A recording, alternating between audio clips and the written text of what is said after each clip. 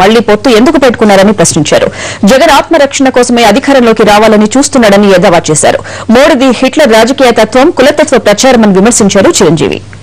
చంద్రబాబు నాయుడు గారు ఆ తర్వాత 24 గంటలు వాళ్ళకి అల్టిమేటం ఇచ్చారు. 24 గంటలు ఆయన చేసింది ఏమిటి?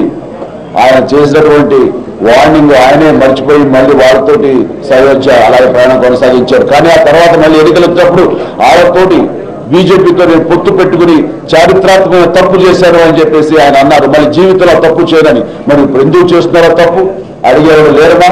లేకపోతే ప్రజలు గజనీ సినిమాలో గజనీలు అనుకుంటున్నారా? మర్చిపోతారు అనుకుంటున్నారా? మర్చిపోరు. ఎంతకాలం మీరు ఏమారుస్తారు? అడిగితే నిలదీసి అడిగితే దేశ ప్రయోజనాల కోసం అన్నారు.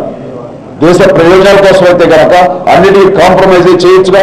నిన్న మొన్న పేపర్లు చూస్తున్నాం. ఈ రోజు ఉంటుంది, రెండో రోజు ఉండదు, మళ్ళీ పొత్తు ఉంటుంది. పొత్తుడు ఈ కన్ఫ్యూజన్ మీమాంసలో అక్కడ ఉన్నటువంటి కార్పొరేట్ ఎంపీలు ఆ పార్టీకి సంబంధించిన వాళ్ళు బ్రోకర్లుగా ఉండి ఆ రకంగా వాళ్ళతో సయోధ్య కుదిర్చి జయదేవ గారు వస్తే అంత కూర్చుని అతను ఓకే చేసుకున్నారు. అంటే పార్టీలో 2-3 సీట్లు తేడా వస్తే అనుకుంటూ రాకపోతే వెంటనే అది పొత్తు కట్ట. అంటే దేశ ప్రయోజనం కాదు, నీ పార్టీ ప్రయోజనం, నీ స్వప్రయోజనం.